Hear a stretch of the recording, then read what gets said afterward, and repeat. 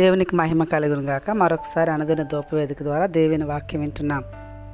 మీ అందరికీ ప్రభు పేరిట వందనాలు తెలియజేస్తున్నాం. ఈ ఉదయకాలం కూడా పరిశుద్ధ గ్రంథంలో నుంచి ఒక మాట చదువుదాం. సామెతల గ్రంథం 23వ అధ్యాయం 20వ వచనాన్ని చదువుదాం. ద్రాక్షారసం త్రాగువారితోనూ మాంసం హెచ్చుగా తినివారితోనూ సహవాసం చేయకము, త్రాగుబోతులు తిండిబోతులు దరిద్రులు అవుతారని.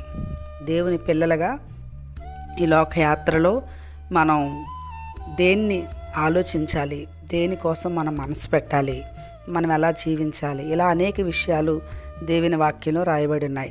ఈరోజు చదవబడిన మాటలో కూడా మనం చూస్తే మనం తినడం తప్పు కాదు, కానీ తిండిబోతులుగా ఉండకూడదు.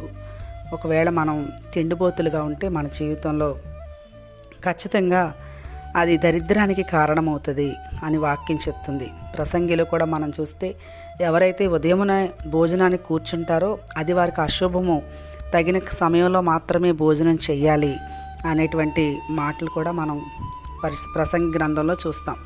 కాబట్టి ఈ ఉదయకాల సమయంలో దేవుని వాక్యంలో ప్రతి విషయం కూడా దేవుడు మన కొరకు రాసి ఉంచారు. అంటే ఉదయం లేచిన దగ్గర నుంచి రాత్రి పడుకునేంత వరకు కూడా మన జీవితంలో మరి మనం దేని మీద మనసు పెట్టాలి. కొంతమందిని చూస్తున్నప్పుడు మరి వారి యొక్క జీవితం అంతా, వారి సమయం అంతా ఏం వండుకోవాలి, ఏం తినాలి, ఇంకా ఈ లోకంలో ఏం అనుభవించాలి, ఇదే ఆలోచన.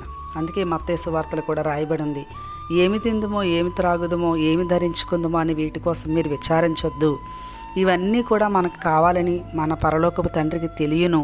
ముందు ఆయన రాజ్యాన్ని, ఆయన నీతిని వెతకమని వాక్యంలో మనం చూస్తాం. రోమాపత్రికలో కూడా దేవుని రాజ్యం అంటే భోజనం కాదు, పానము కాదు, పరిశుద్ధాత్మ ఇందులో ఆనందం అని అక్కడ రాయబడి ఉంది.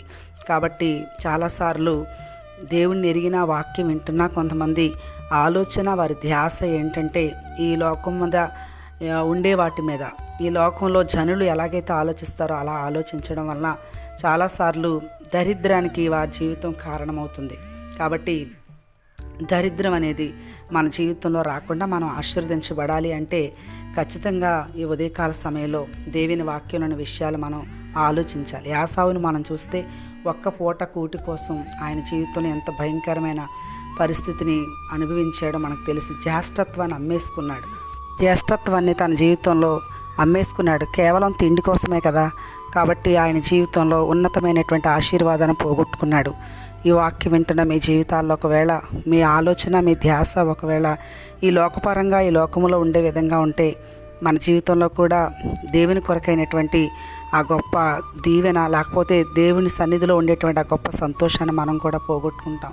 కాబట్టి అలాగా యాసావు లాంటి వారిగా మనం ఉండకూడదని బైబిల్ చెప్తుంది. కాబట్టి ఈ మాటలు వింటున్న మీ జీవితాల్లో మీ ధ్యాస, మీ ఆలోచన దేవుడై ఉన్నప్పుడు మీరు నెమ్మది, సమాధానం, సంతోషం పొందగలుగుతారు.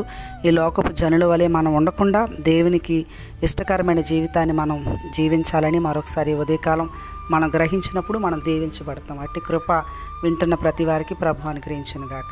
ఆమేన్.